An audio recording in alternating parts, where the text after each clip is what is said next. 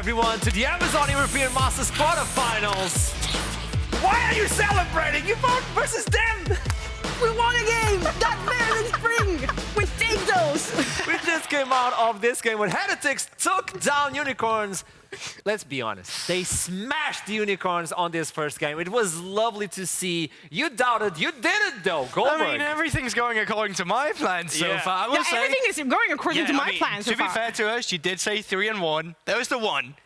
And that apparently means that now they're just going to lose a lot, according to her, apparently. But yeah, great stuff from Heretics in game one here. And I think coming in with the game plan, I was a bit baffled to see what kind of draft they brought to the mixture. Because so explain to me this! Yeah, because when I actually had a look at the draft, I thought to myself, well, Unicorns of Love is way more well-rounded and something that they're so used to doing as well. You know, you get a tanky frontliner, you have a control mage in the mid lane, you have a Kalista AD carry, you play for early, you try to win. Like, it seemed quite simple, right? But yeah. It was. Explain to me in the beginning, when you see those winning conditions in favor of Unicorns and it doesn't go that way, why didn't? I really never expected Unicorns of Love not paying attention to the Kalista in the early game. So you left Kalista alone versus Lucian Nami and they were going to punish Kalista for sure. And that's how Heretics snowballed that early game. You literally can't leave Jackspektra, those aggressive AD carries. In Spain, it was all about banning the Draven, banning the Lucian, and banning the Kalista away for him. You know why now. Yeah, and I mean, like, you could clearly tell that coming into the game, they had a plan with it, because they banned away the Draven, they banned away the Caitlyn, and then they're like, wait, they haven't banned Kalista themselves. We're going to leave it open and not ban it, because then we can first pick it. But what they didn't take into account was the fact that his Lucian was still up. They banned Aphelios in 3 instead. So it's like, yes, you spend your entire time trying to shut the guy down in draft so he can't be played for, but still, you let him have the Lucian Nami, and I think that on that kind of note, they were quite happy about it. The only thing I was a bit confused about with the draft coming through over from the start of Heretics was Mordekaiser felt a bit random because there's not really too many good ult targets, but it never got to matter because they didn't get ahead in the early stages from the side of Unicorns of Love. I learned a lot during this game. You explained to me a lot of things, and when you leave someone like Jackspektra that looks like Tom Cruise, apparently, that is something the Spanish community is obsessed about. I'm learning, guys. I learned a lot from the green room. I'm going to tell you. Top gun Jackspektra. So let's look into how they actually worked inside of the game and understand the plays through replays of what we had in the bot side. As soon as you see the Lucian taking that first one, you started shouting, you started celebrating, obviously, and there you go, because you know they're giving priority to the bot side on one side, and the other one, they're giving priority to Sejuani. It's kind of confusing.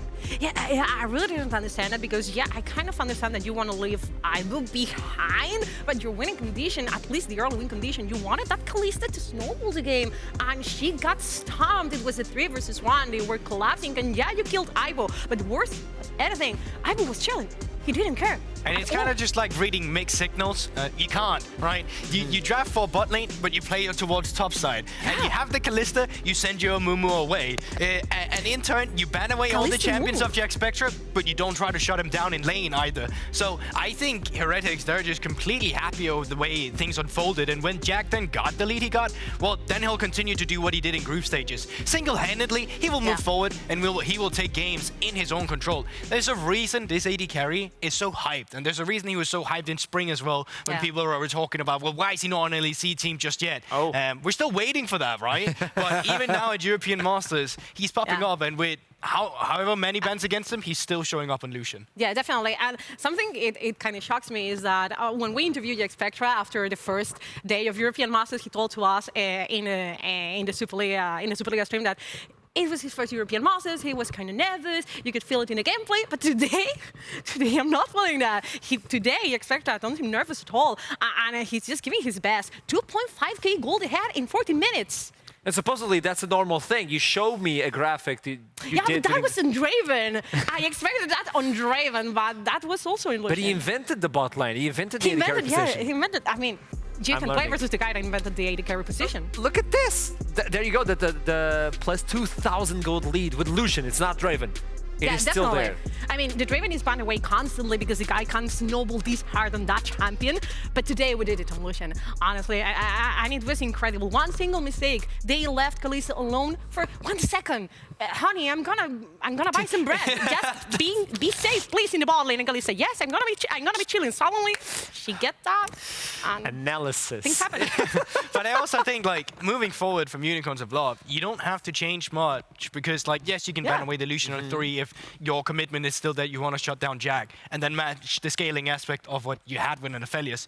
But seeing the draft that they had, like, if you were playing it, you're not unhappy about it. You know that when you reach that mid game, you'll have a huge teamfight advantage with the kind of engaged tools you had as well. You had a Poppy into a Trundle. That Trundle pick was really good because it stopped them as well from going into a tank on 5 instead. Absolutely. So they resorted to the Mordekaiser. So I think from the side of Unicorns of Love, it's not necessarily that they came in with a bad plan, but they certainly did not come in with the right execution. From the side of Heretics, I just think this is a freebie. You're super happy about it. You see how much space Jack is taking. Like, all of his laners, they can pick whatever they want. There's not a single thing that's going to be banned against him because he's soaking up all the pressure in draft as well. But I think Heretics need to be very careful because I don't think the Lucian is going to be open anymore in this best of 5. And I agree with Gulbok that Unicorns of Love plan, at least during the draft, was pretty nice. I was totally sure. I really liked the draft from the side of Unicorns of Love. You need to play more for the Kalista, but maybe that's it. Ruby was chilling in the mid lane, taking advantages. He almost solo killed Zwyroo in the mid lane.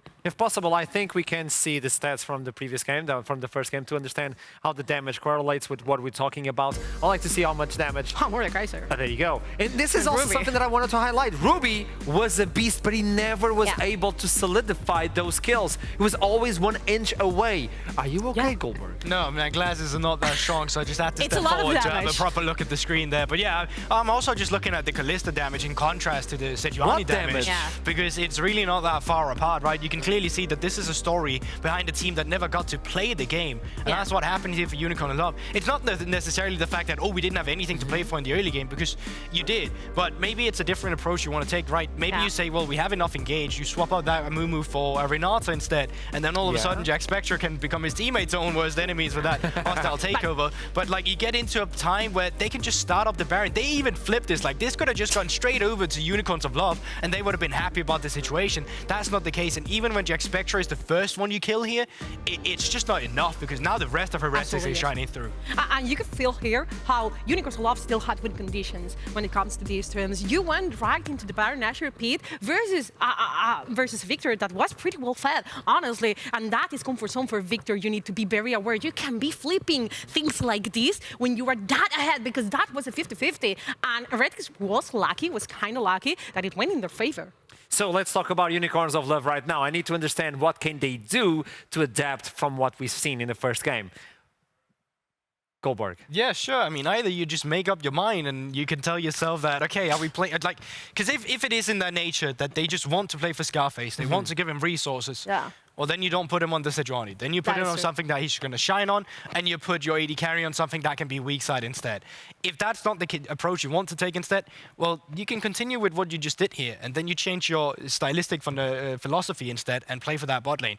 I still way more prefer Kalista Renata lane, especially when you're going aggressive, because even if you lose the 1v1, well, Kalista's still going to have extra time to stand around and stack up those Rens and come back alive again. And also having hostile takeover against the team where one of the biggest threats is their AD carry, quite often it's quite nice because you force them to take cleanse, and then all of a sudden you also have a winning 2v2 because they won't have that extra heal or exhaust potentially you could go for. So I think Unicorns of Love, they don't have to be complicated about it. You just make small tweaks, and then you can remain competitive in this series. I don't think I should ask you, Noah, what Unicorns need to win the game. I want to understand from Heretics what they can do to actually maintain this lead.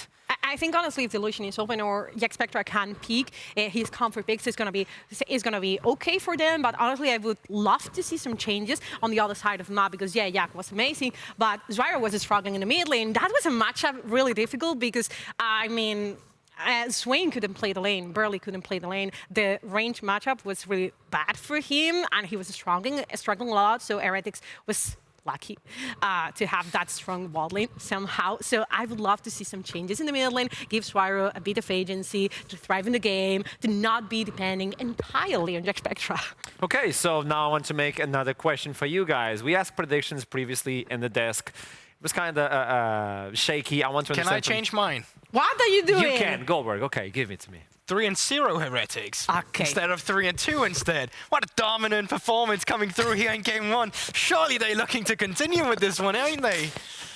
There's the curse. I don't trust this guy at all. No, you I shouldn't. don't trust this guy at all. Noah, are you changing predictions? No, I'm not. I know you're doing the black magic and all of that, you told me. Yeah, I hide my candles back in the desk.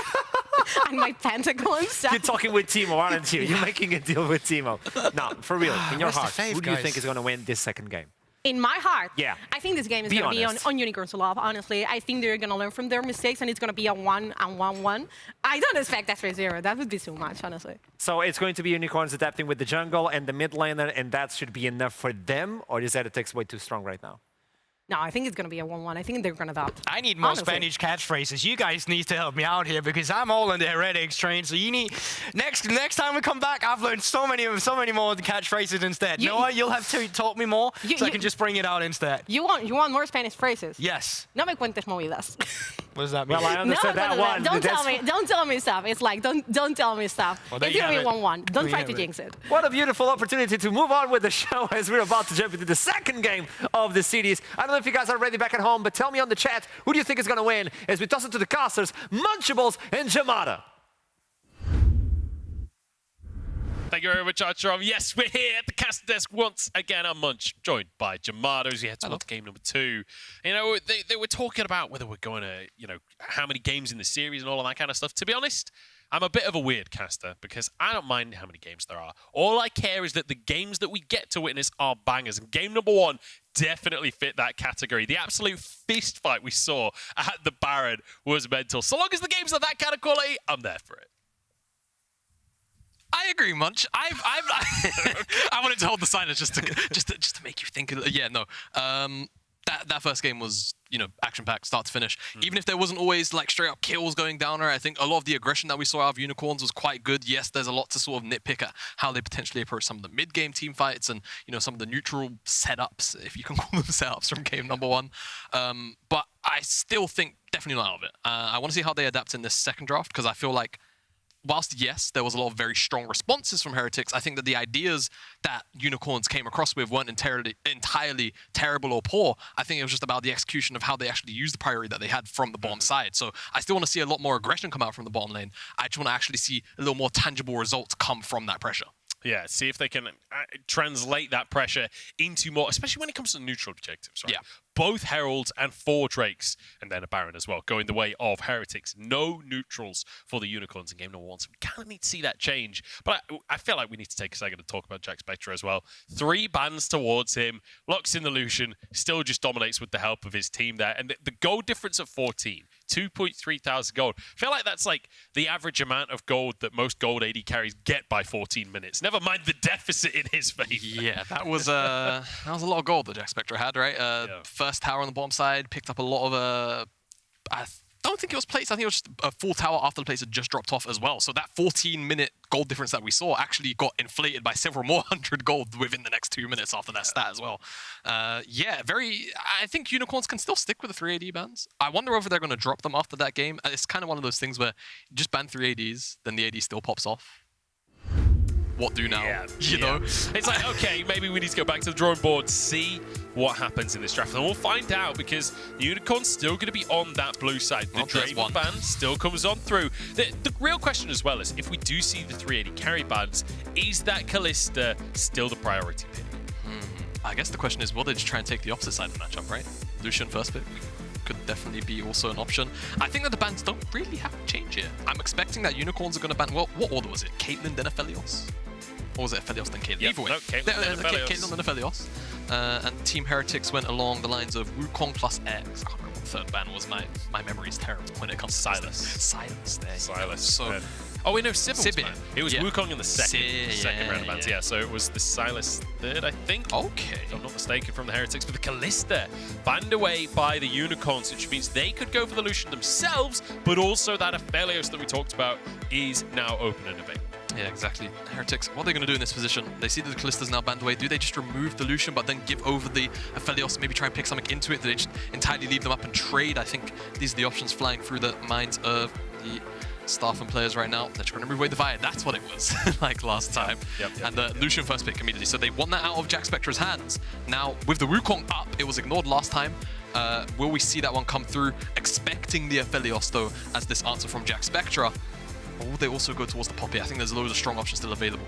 I mean, you could do both right now, couldn't you? They've got the Aphelios available, very good against short-range compositions. And in game number 1, we saw nothing but short range, basically, on both sides. The Aphelios will be locked in. And as you say, Poppy available. They could go for like a Trundle themselves. They could go for a jungler hit. They could also just lock in their bottom duo, right? Go for maybe something like a Lulu that can be really good for shutting down Lulu, Renata, anything along those lines, right?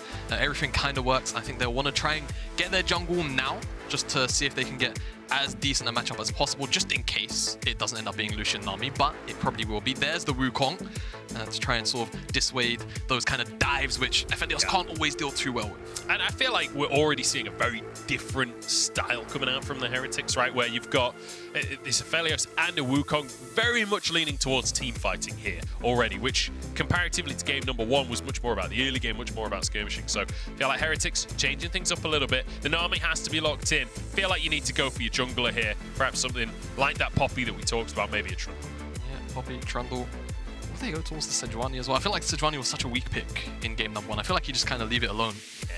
I think you just answered, like you say, Trundle, even Viego, you can go as far down as that, even on this patch. Still okay for the skirmishing. If you're playing around the bottom side priority, like what we saw from game number 1, I wouldn't even mind that.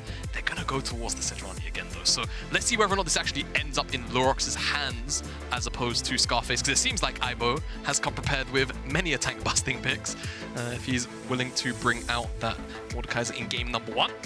So Heretics just playing with a couple of hovers, Ruby specials, of course, Vladimir, Kassadin pulled out in group stage. Just kind of teasing, but yeah, Lulu, mentioned it earlier, Lulu Renata, anything that kind of buffs up this Aphelios makes too much sense to have right now. Yeah, and also you can polymorph the Lucian, right? So it can't be quite as terrifying in the Ornns. It's so disgusting. Here we go, the second ban phase, and I feel like with the Sejuani locked in, you know, the Sylas ban that we talked about, we misassigned where it was in the draft, but the Sylas ban came through the second phase. And against the Sejuani, trying to ban some of the solo laners with melee range can be effective. But last time it was Scarface taking Sejuani up top, and Heretics are like, you know what? Let's just take away the Javelin instead. All right, so, you know, immobile, AD carry and support, taking away the Javelin just makes a lot of sense, right? As there's an already engage coming through from the Sejuani, you don't want to have to deal with Sejuani plus Javelin diving in and then potentially having some kind of third diver with Ruby on any kind of pick, really. Could be Ari, could be Sylas. We'll have to see how the bans fall through. Aatrox, again, a lot of respect to Aibo on that one, and Trundle will be taken away just as a means of, I suppose Heretics felt like potentially that the Trundle was causing them issues until, you know, Mordekaiser existed in team fights and could just snap him away. They go towards now. I think more engaged takeaways from Unicorns would make a lot of sense to me, because at the moment Heretics only really have the Wukong to work with, and I think if you can try and strip away some more engaged tools, that would make a whole bunch of sense. The Sandra, same kind of facet, a lot of team fighting to provide as well. Definitely can be an engaged tool for you, and that is an engaged tool too. The Ornn insta-locked here for Aibo. It's a champion who's not played that much this split, but historically over the years, Aibo, plenty of games on that Ornn to be talked about. And now Unicorns this time around.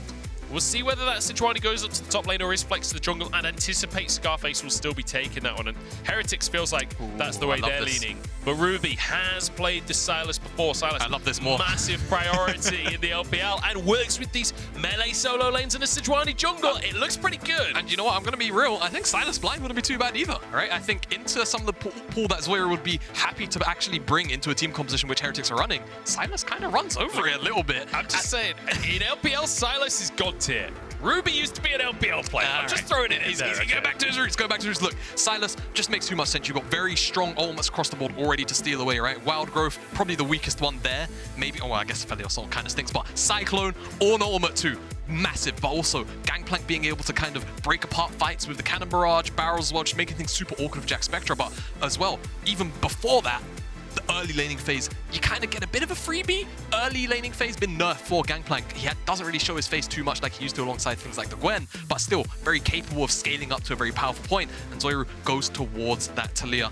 The pick that surprisingly has been more absent than I would have thought, but still a very powerful roaming mid laner. But across the course of this split, Zwyro's played 5 games of the Taliyah, 100% win rate with a 6 KDA. This man knows how to pilot that Taliyah, and it's all about getting to those side lanes. But look at the scaling on the side of Heretics here. It feels like they're going to be waiting for a little while before they really come online in this game. And there's a reasonable amount of scaling for the side of Unicorns as well, but with a Lucian, with a Sylas, there's always space for skirmishing. Yeah, always space for skirmishing, and they also have their own sort of late game insurance policy inside of the Gangplank. As long as they go, you know, sort of 30 minutes, 3 items come in, he's always going to be a bit of a menace in those late game team fights. And, you know, you say Heretics more about the scaling. Obviously, Ornn, Lulu, Aphelios, I agree, but Wukong Taliyah, man. No slouches in those skirmishes in 2v2, and we saw how much work bluerzor actually got done on the Wukong in groups when Zwyroo was getting very heavily focused in the mid lane, always there to pick up the pieces. Not that there are often very many pieces to pick up because Zwyroo played the 2v1 so well. Yeah, we'll see how this early game goes as well, because I feel like we saw game number 1, it was like 4 minutes or something, a dive on both sides of the map simultaneously, and both teams kind of reeled from those punches and took a second, took a few minutes of just like, okay, let's not do that again for a moment, and then it all kicked off again. So now game number 2, Unicorns tried to make something happen at level 1 in the first game, but not going to opt for the same here, playing it safer. And both teams kind of coming at this game with a different angle. And I like that in a best of 5. I like to see teams showing that they're flexible. Yeah, no, totally. So I was wondering how much Unicorns would kind of stick to a similar opening rotation, and in theory, they have done that, right? Sejuani's still there, just in the jungle now as opposed to the top lane. Aggressive bottom side focus to potentially try and shut down Jackspektra and whiteinn. And this time, a much more one-sided laning phase you'd expect from Lucian Nami. Once you get to level 3, definitely seen Lulu and Aphelios take over the first couple of waves just because, you know, green gun gives you, Calibrum rather, gives you so much range to play with in those early trades. That was Jamada going from natural Jamada to caster mode Jamada there. Yeah. Green gun, Calibrum. Calibrum, yeah. Got to use the real words on this one. Caster Jamada is so much different to regular Jamada. Oh, look at this though. Oh, hello. Winsome and Shiganari. I don't know if they were spotted going into the alcove here. You can see the wards. Here we go. whiteinn already massively chunked out here. I have your answer. They weren't spotted. They were not. They were definitely not. But still, Heretics actually managed to clear the ward, and the Unicorns won't be able to. So actually fairly even, and Jackspektra plenty of HP to work with, and the range advantage from, as you rightly said, the green gun. Oh my god. Never mind. I'll take it back. Sorry, you were saying health advantage, Munch. I would say range advantage, but apparently not when he just walks up to Shiganari. Yeah, it doesn't matter in the end. And definitely one thing to note, whilst it is longsword plus 3 pots, well, now 2 on either side of the bottom laners, it is Winsome with the sustain in this lane. So even if they do win quite heavily out in the opening trades, which right now, spoiler, they're not, he will get blown by whiteinn. Yeah, level 2 could be huge from the side of the Unicorns here. The minion's very low with Piercing Light. They could just finish someone off, but level 2 hit first for the Heretics bottom lane. Calibrum going to go slightly wide, just going to zone away, try and deny experience, deny CS if they can, but I don't think a single one has gone down there that Shiganari didn't have access to. There we go, level 2 on either side now. Mid lane gank is actually what I was looking towards. Lurox wasn't pathing towards the bottom side earliest because he wants to get in this mid lane. Level 3 for Ruby now. Zwyroo doesn't flash until late. Does get knocked back, and now he'll be stunned as well. Ruby's here with the chain lash, and Lurox makes it happen in the mid lane. Yeah, really nice. And you can actually see this ward that Lurox is walking over, I think probably baited Zwyroo into a bit of a false sense of security. And if Unicorn saw him fog down towards the bottom side and probably ward that, that's likely why this pathing came out from Lurox. Really smart gank, probably not anticipating an angle just then. Means that they get first blood for this Sylas. And this is the power of the Sejuani when you have melee solo laners. The E is procced so effectively. And it means you can set up Ruby for that first blood. Now Ruby on a pick where you can really influence the game. And not only that, the pick can kind of just get easier, right? Ruby still has flash over Zwyroo and go back towards the mid lane. A lot of trading going on down here. Cleanse. Shiganari being forced away. Here the grab. Oh, but the Calibrum wide after the dash there. Shiganari playing with fire on this one and struggling into the pressure that's coming out from this Aphelios. Yeah, and now bluerzor comes down towards the bottom side to try and capitalize on some of this pressure as well. Still flash available on both Nami and Lucian. Winsome and Shiganari still have those summoner spells, but perhaps that's an invade that comes off the back of some of this priority. There's not a lot of health to work with Jackspektra, but maybe if they can steal away the red buff, it's worth enough. There's no smite available on either jungler though. It's a health advantage at most. Yeah, Lurox being forced away here. bluerzor getting a bit of revenge for what happened in game number 1. But it doesn't look like this is going to turn into anything too significant. Lurox goes over to his crooks. They're going to wait for recalls. Ruby Doesn't know, but the recalls will be committed to.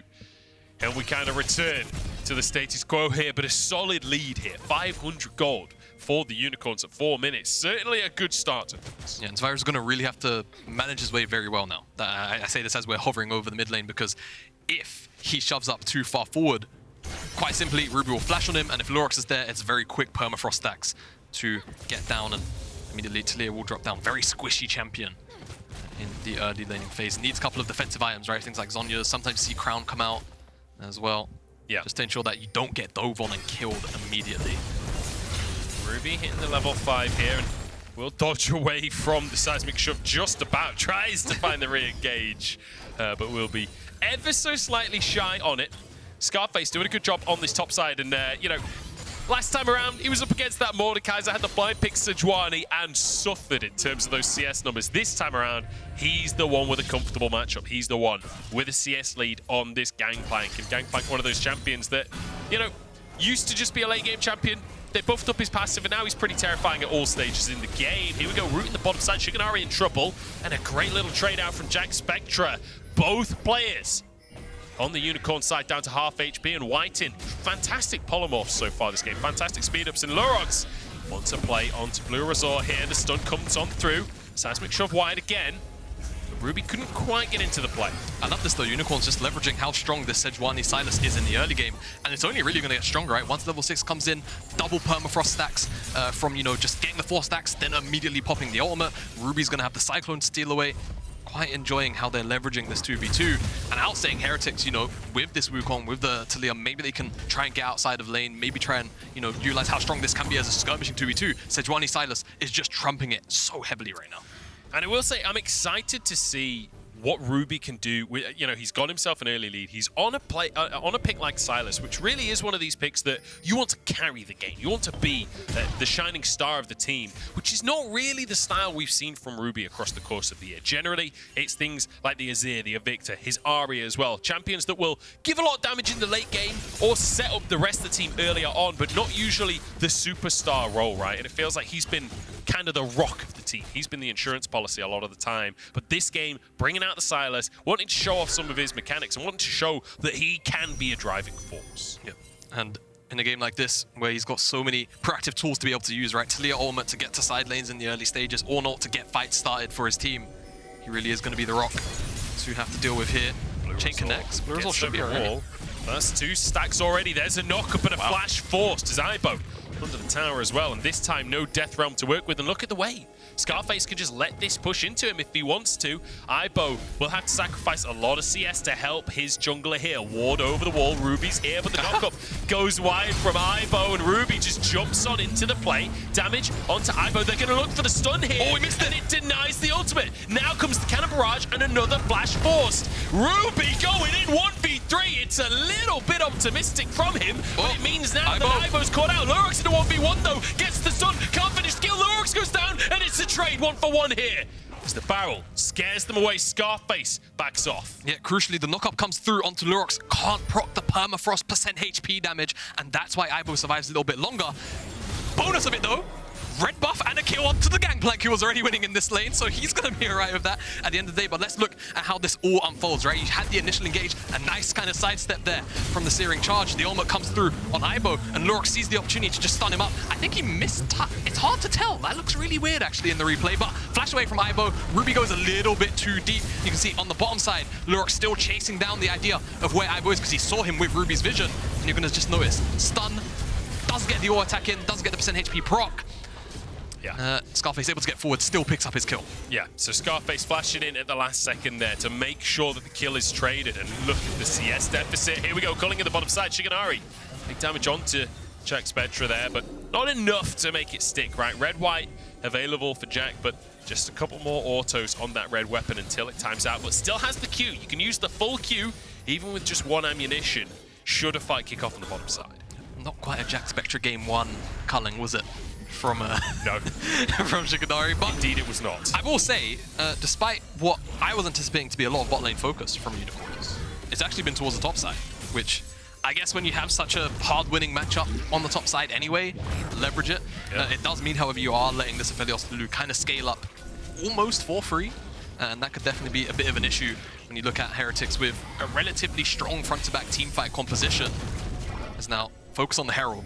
Are they actually just going to walk in and take this one free? Surely No, not. apparently not. Lurox is here, as is Ruby and bluerzor. About 1 HP already. Goes for the Cyclone. In comes his top laner. How is he living this one? But Lurox still survives as well. And it's 2 easy kills coming the way of Unicorns. It looked a little dicey for a second, but the Herald should now be theirs. Yeah, it should be theirs. For a moment, they looked like they were going to back off because Jackspektra and whiteinn could have potentially rotated up all the way, but they show their face back in the bottom side of the map. Now this Herald will be Unicorns. Really nice skirmish there. A lot of small things just going back and forth. Winsome. Damage onto Winsome. The Calibrum so close to finding its mark, but ever so slightly wide. And that's all they need to do on the bottom side is just live through this lane because the top side is dominated. Yeah, it really is. And I mean, you see here, I want you to actually pay attention to Ruby because he goes for the ultimate with the Ornn. Zwyroo denies it with the, I can't remember what the ability is called, but it just shoves him back. Seismic shove out of the ability so he can't get the recast, but it just doesn't matter, right? bluerzor's out of position too far deep in, 2 versus 1, eventually 3 versus 1, and Ibo as well ends up dropping. That's fucking war, Herald. Hey. We'll see. We'll see what happens. There they are. We found them. Okay, a lot of pings on the bottom side. Jackspektra, low on HP. Him and whiteinn doing an amazing job in this lane. 10 CS lead for themselves as bluerzor pushed out of the play once again. Drake has spawned. I mean, it spawned about 6 minutes ago. Nobody looked towards this one just yet. I've noticed this. I feel like unless a team has like complete control of the bottom side and the Dragon is super free, ever since we've had these changes where the Dragons are a lot tankier, harder to kill in the early portions of the game, teams just kind of let them go, right? They don't really try and take them down unless it is like super free or it's effectively kind of almost a win condition for your team composition. It just feels like it's a lower priority than other objectives. Like Herald gets you gold right now, and the towers get you gold right now, whereas the Dragon feels a little bit... It's weird, right? Later on. You know? Yeah, it's strange because obviously Herald buffed up in value, you get more gold for taking it down now, both first and second. But the Dragon stats also did get buffed, right? It's not like there's no gold value in those Dragons either. But it doesn't flash up yellow on your screen. Oh yeah, it's the dopamine hit. 25 gold. It's the dopamine hit of like seeing 160 when you share a Herald with a laner. Exactly. It's the dopamine hit of seeing +86 when you steal your AD carry's cannon. Here we go though. Zwyroo moving down towards this bottom lane. On this Taliyah, we wanted to see proactivity on the pick. We wanted to see him getting into the lanes. There's a Graviton to start it off. The Weaver's Wall and an ultimate out from this Aphelios. The rocks are landing. Zwyroo just out of range though. Shiganari survives it once again. Yeah, Zwyroo not quite as patient as perhaps he should have been with that seismic shove, and now in the mid lane, Unicorns are going to respond immediately and potentially die. bluerzor, he's gone! The tower! bluerzor just gets one shot by Ruby and Lurox. That's going to be 4 plates in the mid lane. Jackspektra, though, answering in the bottom side in the meantime with Zwyroo and whiteinn zoning away the enemy team. Red and white to get a bit more damage down, but he can't stick around too long here. So there is an answer. Lurox arriving. Ruby finishes the tower in the mid lane. That's 5 plays. Jackspektra forced to flash. And oh my days, this is tense. This is such a close run thing, but 3,000 got lead. Oh, the cannon barrage is massive. Lurox trying to get into the plays on Zwyroo, the target, but a good seismic shove denies any follow-up from Lurox. Yeah, Ruby's here waiting in the wings. He doesn't really have a strong... Well, if bluerzor gives him Cyclone, he does have a strong ultimate to steal away, but... Okay, good sweeper, good sweeper. That is a hungry Sylas waiting over that wall, and I think Jackspektra realized it gets out of there. It's like in Jaws, right, where the hand is on the character and behind you can just see the fins start to sink underneath the water. Yeah, it did feel a little... But just like in Jaws, they pop their sweeping lens. Oh, yeah. And yeah, they pop see the red lens, the red outline. Is that how Jaws went? It's a while since I've seen it. Close enough. Yeah, Ruby though, let's just quickly mention, not only is he Spartan 117 in his CS score, but he's also 2-0-2 right now. He's got an Everfrost already. And this is all before he's recalled after taking 5 plates in the mid lane. Ruby is going to be a monster in this mid game. Yeah, so I'm not going to say that he might one-shot people, depending on what he bases on right now. But what I am saying is he's probably going to one-shot people when he comes back from base. Going towards the Sonya, so a little more, you know, utility, survivability, yes. Not one-shotting people. Not quite one-shotting people, but I suppose at the end of the day, when you're looking at abilities like Seismic Shard, when you're looking at Ornn ultimate, Cyclone as well, it just makes a little bit too much sense to have the stasis kind of prepped and ready to use in some of these team fights. Also, there's a ton of physical damage. Ultimates coming on out on the bottom side, and the Heretics are sent packing. Great little play from Lurox, hiding in the brush. And now an opportunity for Shiganari to get a bit of gold for himself. Lurox is massive, by the way. 3, 1, and 4 off of all of this early game presence on the Sejuani. I'm much preferring this pick in the jungle to what we saw in the top lane. It's Lurox just going to kick bluerzor out of the bottom side. Yeah, but I think for me, the big key difference between game number 1 and game number 2 is actually that Lurox has been more actively utilizing his lane priorities that he's had, right? When we saw game 1 with the priority from the Kalista on Shiganari, sure, threats were made, but nothing was actually gained from a lot of these plays. So far, it's more about been about getting the Rift Herald, getting, you know, plays towards the mid lane because you actually have a little more consistent setup from Ruby. Much more liking this, yes, in the jungle, but I also feel like Lurox as a player has been using his laners much more to his advantage. Yeah, not just about the pick, also about the play here.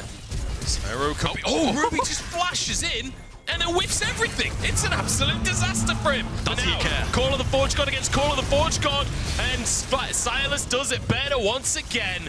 It's another kill for Scarface up in the top side, who is feeling fantastic on the Gangplank. He really is. 202 Triforce build as well. Feeling spicy. I will hit on him.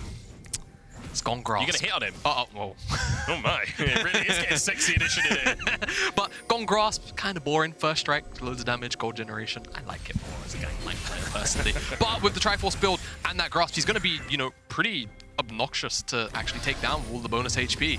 I expect he's stacked up. As bluerzor just continues to get forced out here. bluerzor, you know, he's going to look back with a bit of nostalgia at the times when he was allowed to take jungle camps. Because those years are gone. He's never allowed back into his jungle again. Get out the rose-tinted glasses, because that's the only way you're looking at jungle camps this time. Jackspektra at least gets some solo time in the bottom side, thanks to whiteinn threatening alongside him. Scarface won't be able to contest this tower. And getting gold into the Aphelios always going to be valuable. He's procced his cull at this point, has the Gale Force.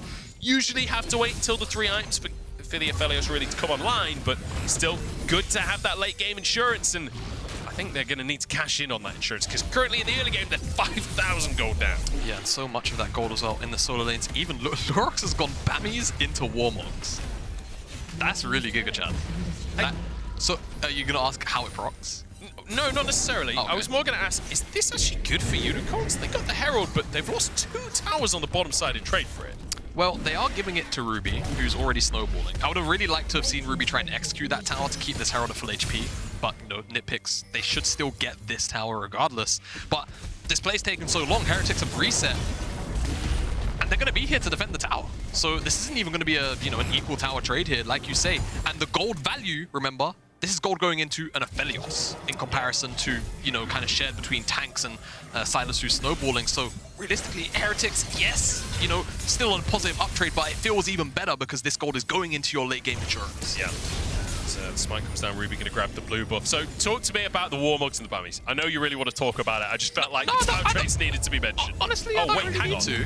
bluerzor is going real deep for this one. Cyclone used, and Ruby buying some time with this stopwatch. Knocked up though. There's the wild growth going to be used. Ruby keeps himself alive with the Kingslayer, trying to escape now on the top side of the play, but he goes down. The whole squad is here from the Heretics, as you see Jackspektra moving over as well. And the Unicorns forced away. And Heretics, despite the gold deficit, they're still being aggressive, they're still being proactive, and they are taking names. They really are. I mean, the only thing to me right now is that Gangplank going to be able to pick up that whole tier 2. bluerzor goes really low. That tidal wave, they're still looking for a fight here, and here comes the teleport. More here. Shiganari, though, gets caught by the Moonlight Vigil. Jackspektra, red and white. This is not the moment for the Unicorns, I fear. There's Lurox threatening in the side, but with the caliber, look at the damage on Shiganari there. And that will be the tower going down. No more contesting for the Unicorns. Yeah, all right, let's just step away, guys. That's a blender for Seed 1. Oh, yeah. Unicorns, I think they're still going to be very happy to potentially reset, look towards the dragon, maybe contest that. They are still very heavily in the lead right now in the gold department. Scarface just picked up a collector. I think he's level 13. We'll see once the icon disappears. No, very close, though, as you can see indicated by the XP bar. And very much going to be more than joyous to try and take a team fight now once he hits that level 13 mark.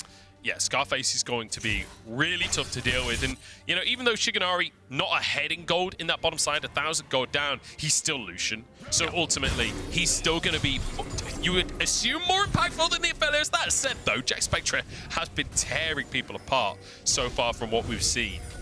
And it feels quite tense as we move towards the mid-game. Drake going to be started up by the Unicorns, which will be one apiece here. No contest whatsoever from the Heretics. They instead move to the top side to try and get vision around the Baron that's spawning in 40 seconds. Yeah, and this is pretty good call from Heretics, right? You know you're still far down in gold. Don't look for a fight, which you know you're probably just going to end up losing. Scarface could actually get caught out here. Aphelios is on his way. Jackspektra. Forge God, there's one knock up here, and Okay. the TP comes out. Lurox is here too. Jackspektra stunned up by the max range and just obliterated. And now Ruby's here. A Call of the Forge God of their own. And Ibo will fall. The Unicorns will not be stopped. They want this momentum. Lurox, that was sick. Predicts the Gale Force dash and still connects with the ultimate. Real slick thinking to ensure that he can get that lockdown, and the barrel placed right on top of Jackspektra's forehead. Gets one shot. Ibo can do nothing but try and retreat. And you like the idea from Heretics, right? The only issue is, if you take a look at the minimap as this play is actually going on, first move is just available from Unicorns, and Lurox right around the corner. Such a nice ultimate from Sejuani, and yeah, almost stolen away by Ruby. Too much lockdown, too many members here. Ibo drops. Yeah. Again, the idea from Heretics isn't terrible. Try and pick off this Gangplank. Look at his shutdown. It was probably a little bit smaller before that play, but if you can get that gold onto the Aphelios, that's absolutely perfect. And you know, you mentioned the damage coming out from Scarface. Literally, like, pretty much 100-0 with a barrel and an auto. Like, that is terrifying. Smile. You mentioned the Collector coming up through. Now has a Zeal as well. He's going to build up that critical strike chance so we can go towards an Infinity Edge. And that's where things get terrifying for Jack. Jack needs to dodge every single barrel in the late game, or he's a goner.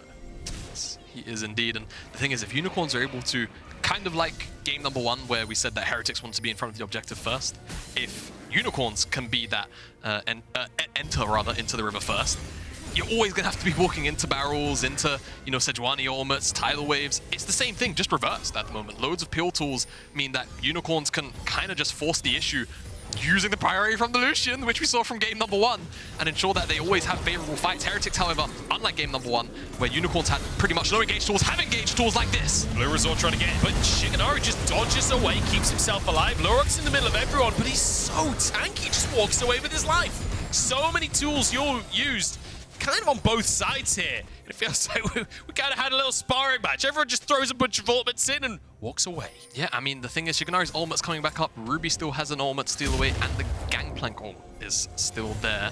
They're not going to try and do anything too high-paced, like go towards a Baron, which, to be fair, given the items of Unicorns, I think they'll actually tear that one down in an instant. And we'll just look to kind of disengage. And Lurox got chunked out quite heavily, but this is why you go Warmogs very early on in the game. Play for engage, doesn't work as long as you get out, you just heal, no need for a reset. Yeah. Do you want to tell me about the Warmogs Barmies? I feel like you never got a chance. I feel like there's something I mean, close so to your heart. what? It's not, but basically, All right then. It's not, but that sounded really rude. I'm sorry. But yeah, you can get the proc really early on. If Scarface shows himself, he could be in trouble, but Lurox is kind of close by. Scarface could maybe just I mean, if he gets a crit on the barrel, he would definitely come pretty close to He one did shot. just get enough gold to upgrade his ultimate again there as well. So he'll be able to trade in those doubloons, grab himself, I would assume at this point, the second upgrade on his ultimate, but It should be. not a second. Gangplank He's aficionado. 224 CS, so I hope it is. That's another great ultimate from Lurox to force out Flash. Man, Lurox has been so proactive. He's been so aggressive all game, just brute forcing advantages across the map. It feels like he has been everywhere and nowhere. He's a ninja on this. He's in the middle. Gonna be in so much trouble. Goes in for the Cyclone, but one more auto finishes the job. And Shiganari using the Lucian well. And well, what a way to find a pick. That felt like a game 1 Jackspektra culling though. Yeah, it did. Shiganari hitting like a truck right now. Still very, very strong, and now they're going to turn towards the Baron. 3 items available to Gangplank, loads of crit damage. This is going to get melted, and there's no jungler from Heretics, no Ornn ultimate, no Taliyah wall. What will Heretics be able to get done to try and dissuade this? Heretics need some kind of miracle to contest this one. Ruby has the Call of the Forge God Sparrow. Gonna just look to try and steal over the wall, but with the smite available, he went down to 200 HP. But now, Call of the Forge God going to be used. Sparrow has no flash, but the knock-up goes wide, and it means he will walk away. Yeah, if that knock-up connects, you have to imagine probably ends up dropping. Sejuani was a couple of seconds off cooldown on that play. And I didn't realize it's a Cloud Soul and Rift. I love to just derail everything, you know. It's a Cloud Soul. It's my job to spread the word of Cloud Soul, officially and unofficially. Can I ask why? Does it matter at all? In this game, honestly, it's not that high value. No, But- I agree. but- there's not many games where it is. No, take that back. No, I'll never take that back. If you're going to be the preacher of Cloud Soul, I'm going to be the antithesis. I'm going to be the enemy. Wow. Mr. Infernal Soul over here. I've got an orange jacket on. We're repping. Here we go. Oh, Jackspektra just one shot here. Shiganari has to escape and will do so. Oh my God, whiteinn! And the barrels come through as well. Everybody 1 HP on Heretics as they flee under their towers, desperate to cling to life. The Unicorns. This is not the Unicorns of love. This is the Unicorns of sheer hatred as they charge into the base, demolishing the Heretics here. Over 10,000 gold lead as they take a bit in him. Yeah, and they should be able to retreat, go pick up the, you know, maybe the 4th best dragon, but get themselves closer to the 2nd best soul in the game. Oh, look at this damage from Shiganari. Oh! I want to be sick of, let's see, what is it? Is it a barrel that connects onto whiteinn? Kept 920 gold, followed up by Ruby. You can just see the AD carry champions are just so Ruby damn jumps in, fair. it's like, oh me. Oh me, That was I all did me. that. That was me, all right? I finally picked up my death cap. I deal damage. Yeah. All he had to deal was 100, but he did it. He absolutely did it. Unbelievable. Like, the burst damage coming out from the Unicorns now with a Gangplank and a Lucian. You see Shiganari go and basically one-shot someone. Then you see Scarface go and basically one-shot someone. And Ruby just comes in and finishes the job. Beautiful stuff. And I mean, what a one-sided game for the Unicorns here. And it kind of feels the opposite of game number 1. Like, Yeah. despite how action-packed game number 1 was, it was ultimately a very one-sided game towards Heretics. Now we're seeing the same thing on the opposite direction, which to me says that we might have a bit of a series on our hands here, Mr. Chimada. He said the phrase, the thing. guys. He said the thing. The game's not even over. I've It's just not cursed done. it now. Yeah. Now this is the part where Heretics come back from 11,000 gold lead and win and go 2 up, right?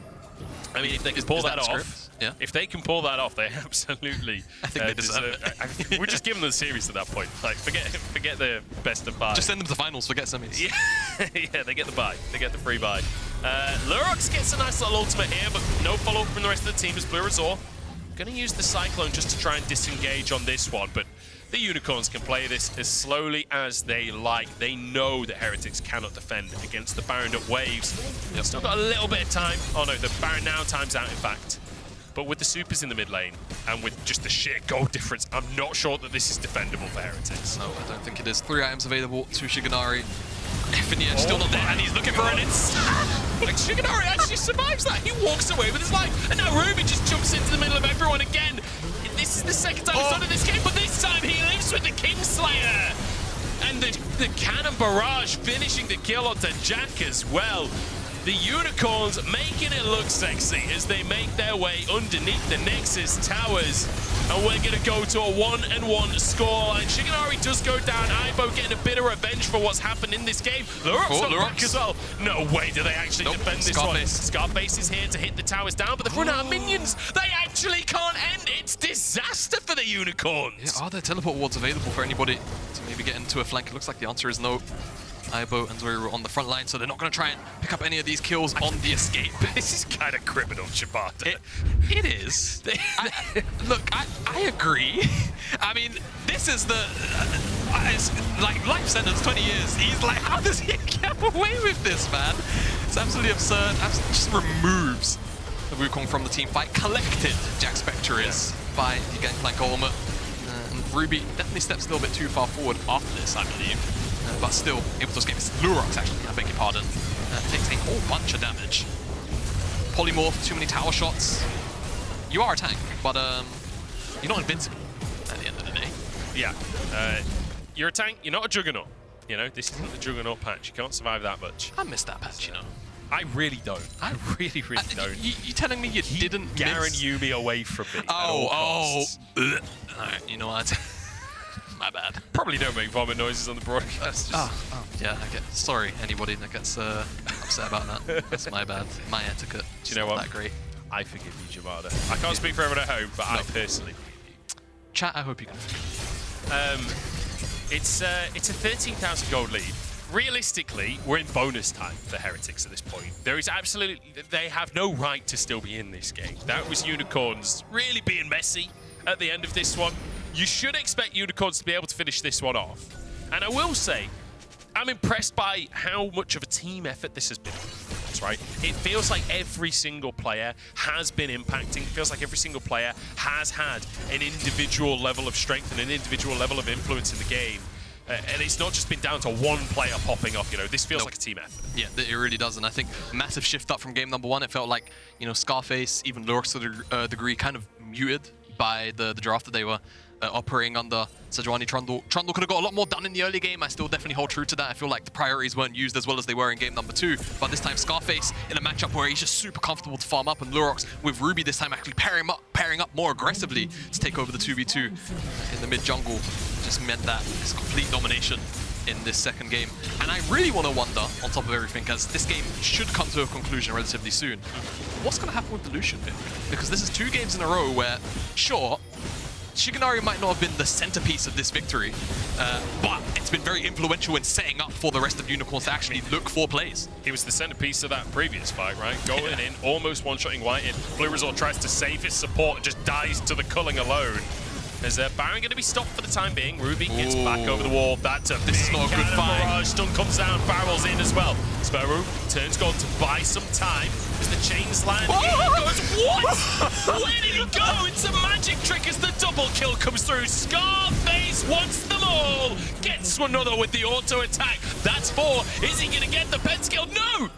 His team just takes it away. In fact, I'm not even sure he got the 4 as Zwyroo is down in the mid lane. I can't count. Maths is hard for play-by-plays. Everything is hard. Everything is hard for play-by-plays. My brain don't do the numbers good. But you know what? Unicorn's brains do League of Legends good. It's 18-4 is the final scoreline as they push us to game number 3 in an even series. Massive step up from Unicorns in this game number 2. And like I was mentioning, what's going to happen now with the draft, right? We've now seen Jackspektra taken off that Lucian. Looked a lot less threatening. Still, you know, the idea of getting to a late game fantasy of Aphelios Lulu was certainly possible, but the execution was just too damn good from the Unicorns once they actually had a little more freedom to skirmish on the top side. And I really want to sort of hark back to what Gulborg said, right? Because he actually called for this. He said, maybe play towards Scarface. They play towards Scarface now, and it's worked out. How are Heretics going to adapt to this swap up in prioritization of resources? Yeah, and also just like Scarface, individually, the difference was night and day here. Obviously, his team playing to him having a pick where he can have that influence, you could see that he knows how to use that influence. He knows how to make sure things are happening on the top side of the map. And I mean, later on in the game, we already talked about it in the cast, the Lucian damage, the Gangplank damage, like the ultimate coming down from Gangplank with Collector to just finish off Jackspektra in the team fights. I mean, we've all talked about it a million times. Aphelios does not do well into Gangplank, and especially when the Gangplank is piloted as well as Scarface. Yeah, that was a pretty monster performance from Scarface. It was definitely set up very well by the skirmishers, let's not forget, but he was already individually kind of just pile driving Ivo in the top lane. It was brutal. Like 20 CSR, almost 1,000 gold before he got the kills. So now that also becomes a question. Do you remove the Gangplank as well in the second rotation of picks, right? Because I feel like the focus wasn't really towards his champion pool either that much in the second half of the ban phase. So I guess choice is yours, Heretics. Honestly, these drafts feel difficult. These drafts feel interesting because it feels like we've got the 2 teams that are very much targeting specific players. These are not just like meta bans. These are targeted bans from both sides. And I feel like inevitably those bans have to change across the course of the series. And we'll see what Heretics are going to do to change things up. But I will say, game number 1 and game number 2, both very one-sided in either direction, right? So at this point, I'm not sure where we're going. But, well, boys and girls, we've got a series on our hands. The Unicorns of Love strike back, and they show up here in game number 2. Now Heretics will have to adapt again. Coming up is a small break, and then stay tuned as we'll be right back with the Analyst Desk.